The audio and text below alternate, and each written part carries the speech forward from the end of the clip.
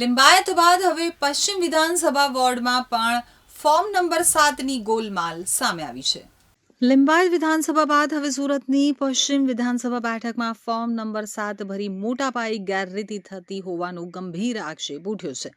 સ્થાનિક અગ્રણી શેખ મોહમ્મદ સોહેલ દ્વારા રાંદેર પોલીસ સ્ટેશનમાં કરવામાં આવેલી લેખિત અરજીમાં જણાવ્યું છે કે ચોક્કસ હેતુસર મોટા પ્રમાણમાં વાંધા અરજીઓ દાખલ કરવામાં આવી છે। આ વિવાદમાં ફોર્મ નંબર 7નો દુરુપયોગ થયો હોવાની આશંકા વ્યક્ત કરવામાં આવી છે।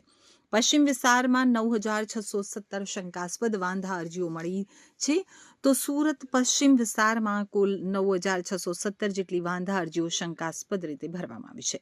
નવાઈની વાત એ છે કે આટલી મોટી સંખ્યામાં વાંધા માત્ર 22 જેટલી વ્યક્તિઓ દ્વારા જ રજૂ કરવામાં આવ્યા છે। ફરિયાદમાં ભાજપના કાર્યકર સન્ની ભગતનું નામ અને ફોટો સાથેના પુરાવા રજૂ કરતા આક્ષેપ રજૂ કરાયા છે। સન્ની ભગતે એકલાએ જ 35થી વધુ બૂથમાં વાંધા અરજીઓ દાખલ કરી છે।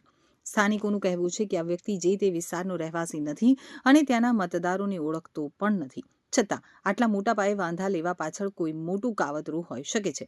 જો કે આ મામલે સન્નીએ કોઈ પણ પ્રકારનું નિવેદન આપવા અંગેનું ના પાડ્યું છે, તો રાંદેર પોલીસે આ મામલે તપાસની ખાતરી આપી ફરિયાદકર્તાએ આ મામલે સખત નારાજગી વ્યક્ત કરતા જણાવ્યું છે કે ખોટા એફિડેવિટ અને પાયા વિહોણી વાંધા અરજીઓ કરનારાઓ સામે કાયદેસરની તપાસ થવી જોઈએ।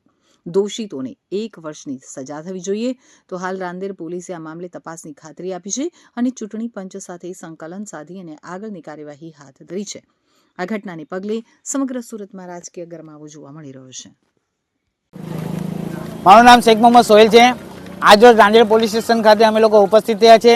રાંદેર વિસ્તારની અંદર એટલે 167 સુરત પશ્ચિમ વિધાનસભાની અંદર 9617 જેટલા ફોર્મ જે વાંધા અરજીના 7 નંબરના ભરાયા છે, તેના માટે અમે લોકો ફરિયાદ કરવા માટે રાંદેર પોલીસ સ્ટેશન આવ્યા છે।